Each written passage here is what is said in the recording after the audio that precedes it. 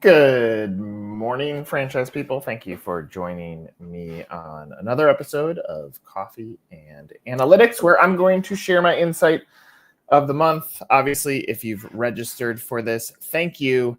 You did so because you saw our note come across and you want to engage in this conversation. Also, as a side note, whatever platform you're on, I welcome comments and questions.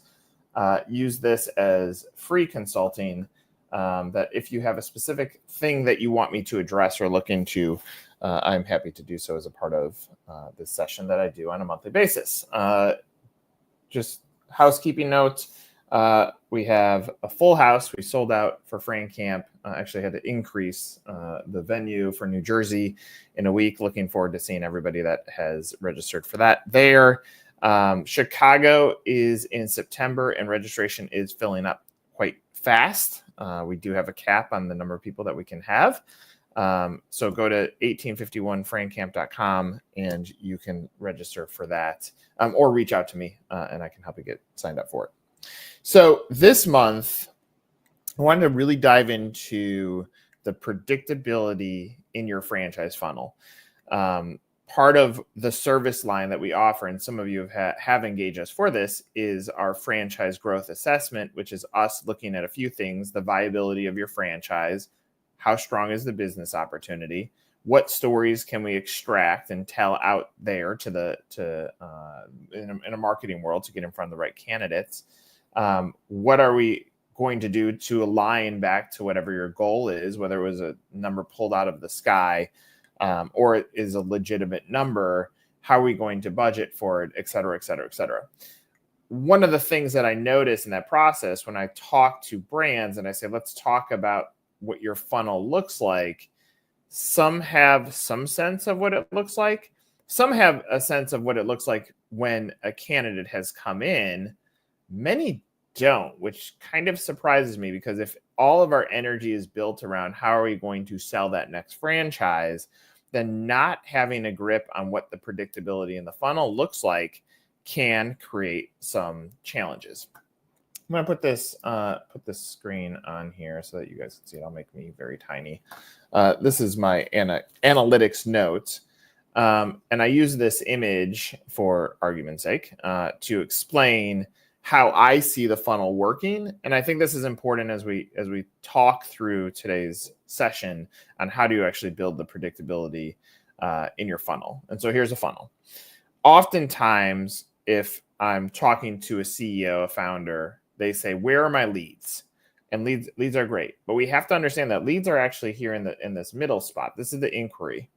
And so what happens before that? You have awareness and you have research. So let's talk through each of these channels so that you know how are you setting these up so that now we can put the trackers in place. So on the awareness side, awareness is I'm even a franchise.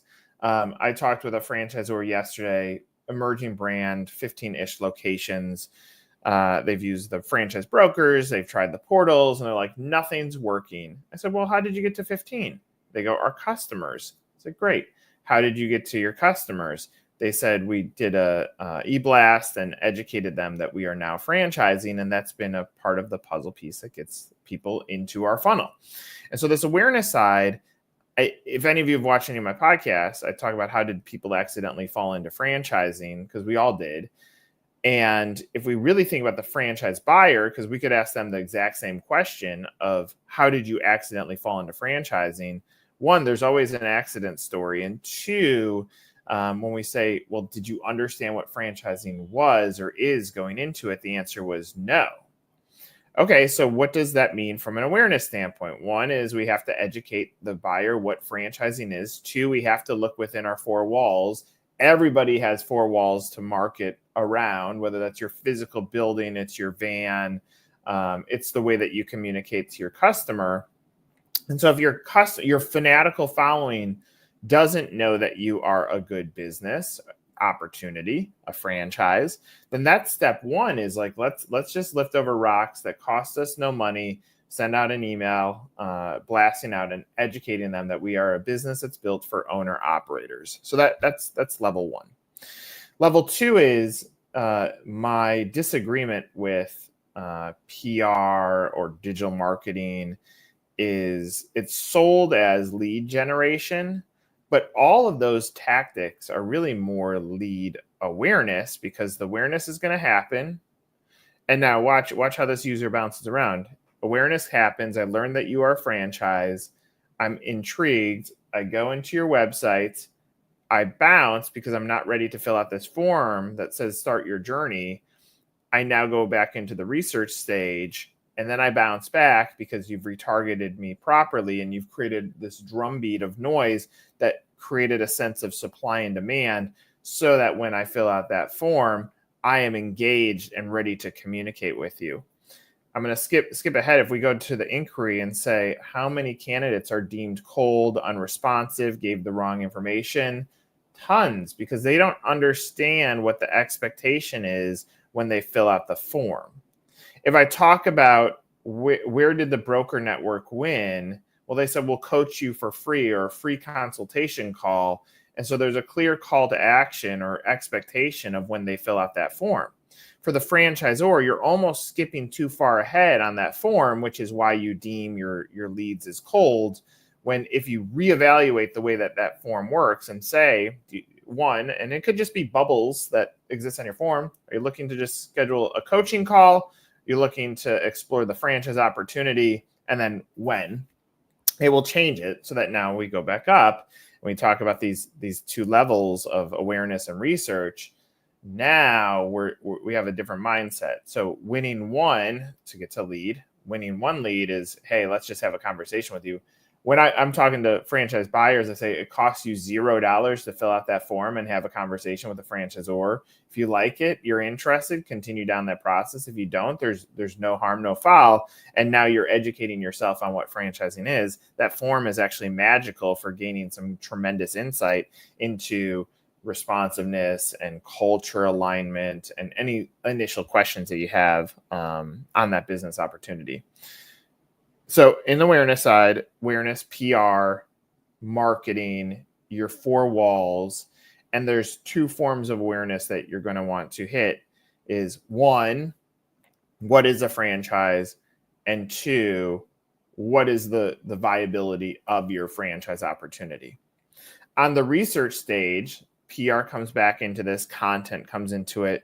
And I know my screen's small, but I have content, franchise development websites, your videos on YouTube, your profiles on other sites. And so these two stages, this is where 60% of your funnel is currently.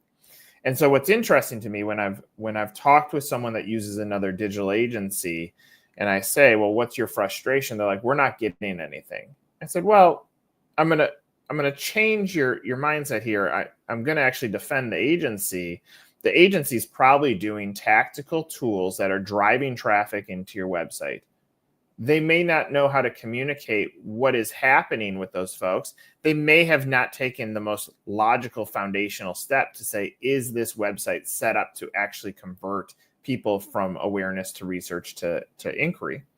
And so you have people, even if it's not equaling inquiry, sometimes it might be you. It might be you're not answering the two things that I've talked about in the past that pushes a candidate over, which is what's the culture and what's the business opportunity.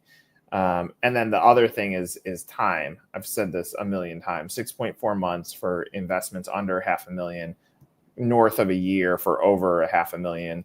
That's the expectation for how long these people are staying in the 60% of the funnel portion in the awareness and the research stage.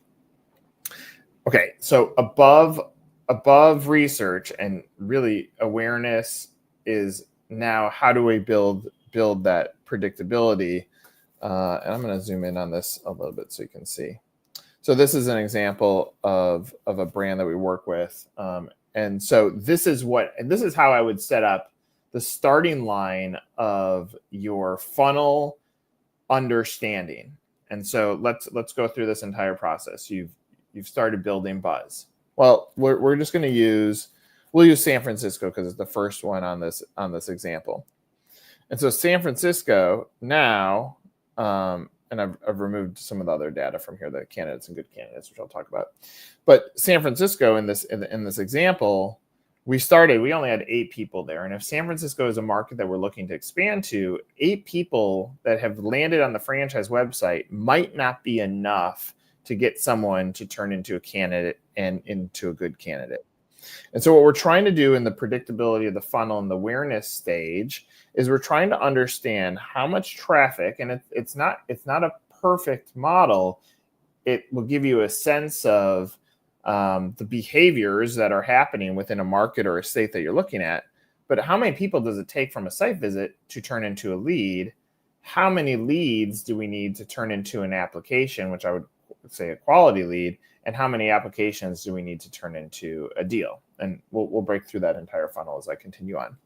So if I'm you, one, you need to have a setup of where are you actually targeting, and you need to be specific so that now when you spend money, either city specific, which gets it really tight, or state specific, which keeps it a little bit looser, but still manageable from this is where we're trying to target from a market standpoint. We'll just take San Francisco. And so now let's start on the awareness tracker. Do we have content in San Francisco on why we're trying to expand? Have we tried to do PR in San Francisco? If we have a giant budget, are we buying ads in San Francisco? Have we done any proactive outreach to real estate brokers in San Francisco? And so now we understand, like, are we actually building a drumbeat of awareness in San Francisco if it's important? And now we track the site visits. So they had 8 in month 1. And let's just say there's 0 candidates and 0 good candidates, then we don't have it. We now 3x it. Now we're at 24. Any candidates are good candidates. And then in month 3, now we've taken it from 8 to 55 people. And so what you know is that if you micro down the analytics, you know that there's a percentage of people that are repeat guests, customers on or candidates onto your franchise website that are now they've gone beyond awareness. They are now in the research stage. And so now we're trying to figure out what is the number that we need to lift over. Chicago here, 50, 126, 260. I can tell you in this example, we actually have a deal done in Chicago. And so you could see, like, here's the numbers that we needed. Now this is where a few other decisions are going to come into play. How much money do you want to spend to build this drumbeat? I think we magically think these deals are going to appear, but we have to get people into our website, which is our lead generator, to start researching so that they become an inquiry. And then we got to keep feeding them. We got to feed that beast, keep them moving down that funnel to get them going. So now we understand, like, what's happening in awareness. Awareness means we're starting to build up the traffic. We're looking at return visitors into our website. So now we understand the research stage that they're in, and we can see what is our numbers from a standpoint to push them into inquiry if this is an area that we're trying to grow in. Now, when they become engaged, this is where we have to hit them with the drip campaigns, counter content. I put in my notes, I like the sales presentation that also gives them a guidebook of 90 days to close, meaning you've now inquired. This is what the next 90 days look like so that we can set the expectation of the buyer. And so now let's get them through. And then obviously to get them to the deal, we got to get them into our discovery day moment. We got to make them feel confident that this was the right culture match and the right business opportunity. And now we can put them through, which then bring them all the way back up to the awareness stage. Now you have an asset to build more awareness because you're able to say, here's the person that signed the deal. And so when we're looking through these numbers, again, this is the whole premise of this is to build some predictability in your funnel. So you know if there's traffic in the markets that you're targeting, you know if you're getting any leads, and if they're not responsive, that's not a good lead. You know if you're getting candidates through, and now as you're getting candidates through, you're creating more energy or juice to move things through.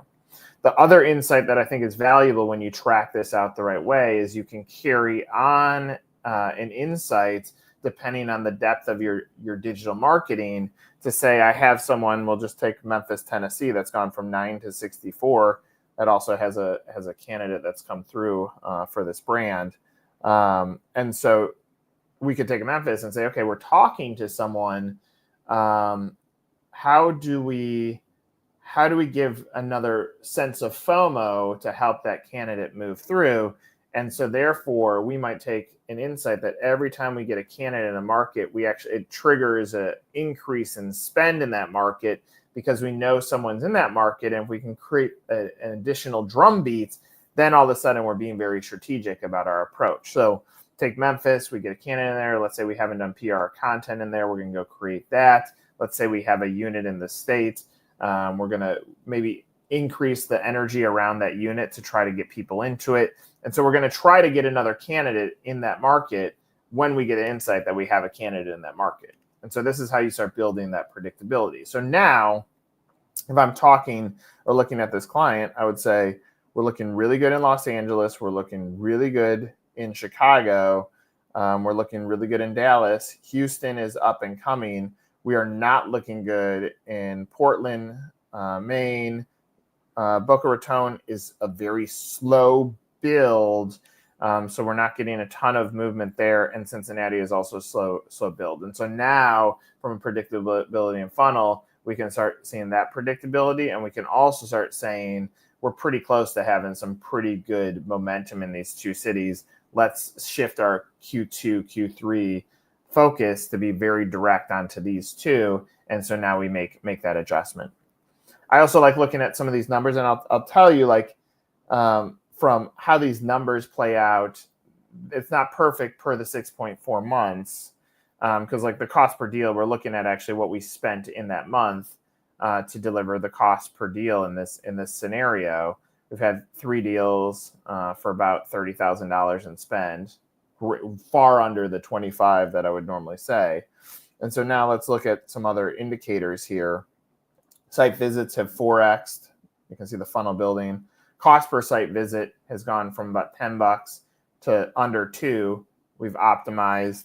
Return visitors, this is a big number that you want to look at for understanding the predictability in your funnel.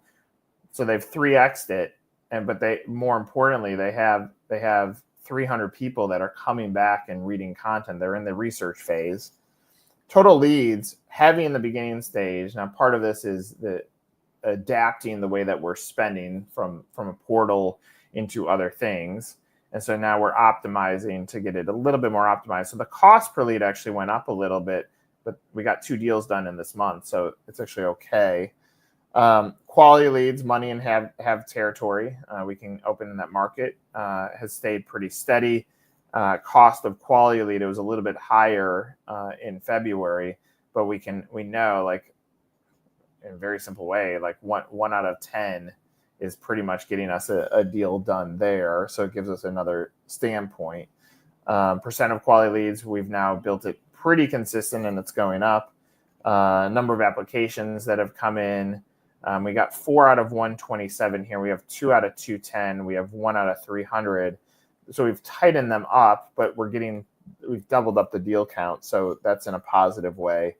Cost per application skyrocketed here, but it's also like the funnel is built up a little bit and the deals here are coming in. So I'm looking at these 2 things to build the sense of predictability. Now, real truth be told, well, this is something that I understand and can build this out.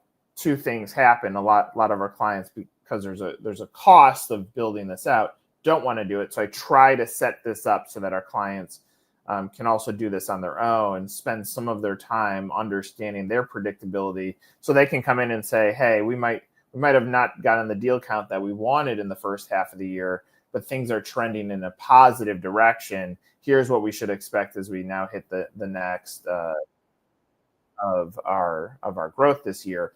And so if I can give that material back to our clients, and they also know how to then answer the question from a board or a CEO that says, really, craziest question is they talk about leads. They don't talk about the filling of the funnel, and they don't talk about the predictability in the funnel. And so they talk about leads. So here, this will allow our brands, or you, if you're watching this, to start building this out so that you can answer the question of how are your leads doing, and how are they tracking through. Actually, I'm going to share this again. So website traffic, leads, applications, franchise sales. And if you've seen my note, you see that all this stuff in here. And so it starts giving us notes to monitor, Let's just make sure we're moving people through. And so once we have some sort of data on our business on how many website visitors do we need to get a lead form, to get a qualified lead, to get an application, to get a discovery day, to get a closed deal, that's valuable.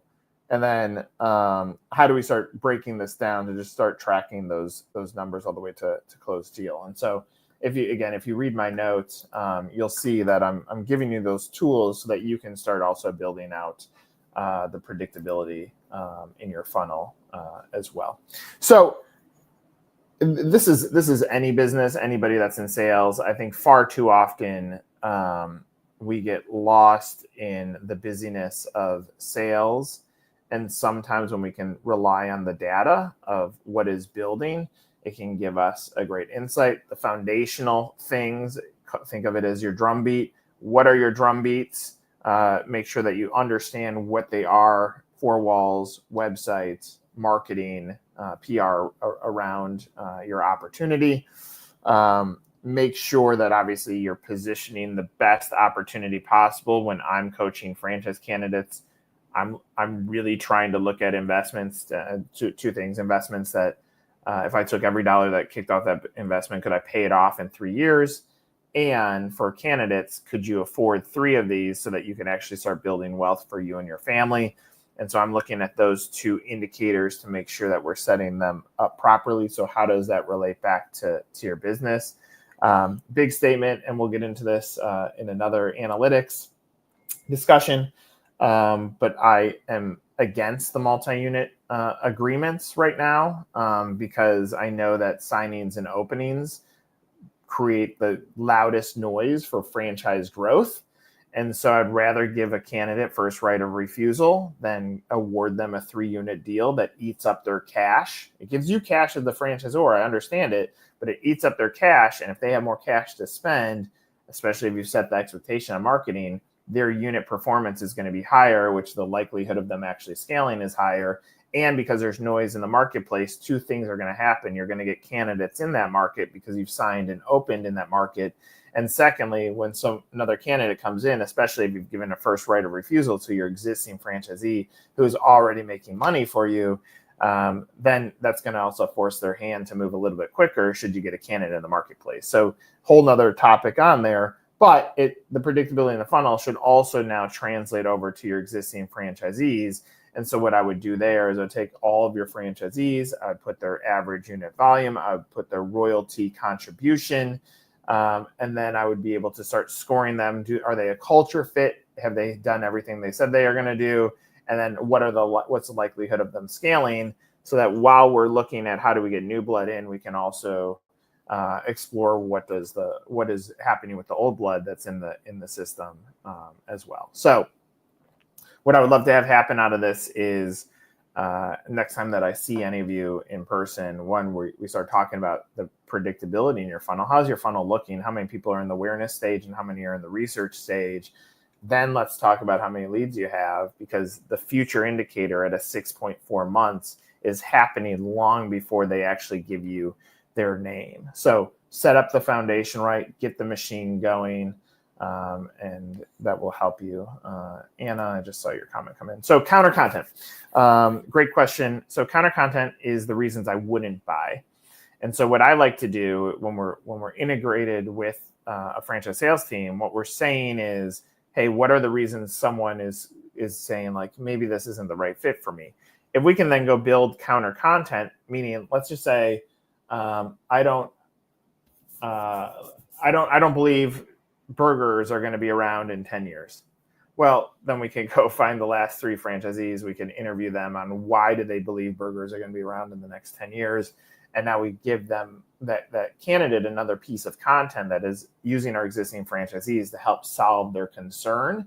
And so what we're trying to do is we're listening for triggers that we can now go build content to now change the mind of the buyer. Because there's going to be a million reasons. Every franchisee that buys for the first time gets up to that ledge multiple times before they jump off. And so now if we have another tool to give them, it's gonna help them build a little bit more confidence, which is typically what happens in the due diligence stage. But here, if we have content as a sales team to now deliver over to them, that gives us another piece to move them through. Thank you for your question. So go build your funnels out, build the predictability out. Hopefully this was helpful. Don't just look at your lead numbers. Start having a sense of what your true story is. It will change your meetings with your executives. It will change the meetings with your boards. It'll give you a sense of what's happening around the business. And do we have enough of Drumbeat? And if we don't, that might mean we have to spend more money and energy to build that Drumbeat. If we do, then we can start talking about what's going to happen in the final 6 months of the year. So that's what I got. This was another Coffee and Analytics. As always, I appreciate you watching. And I think 99% of these not sponsored by Dunkin'. They're actually sponsored by me because I paid Dunkin' for this coffee. But Dunkin', if you watch this, just send me some free coffee. I'm happy to drink it on Coffee and Analytics. Take care, everybody. See ya.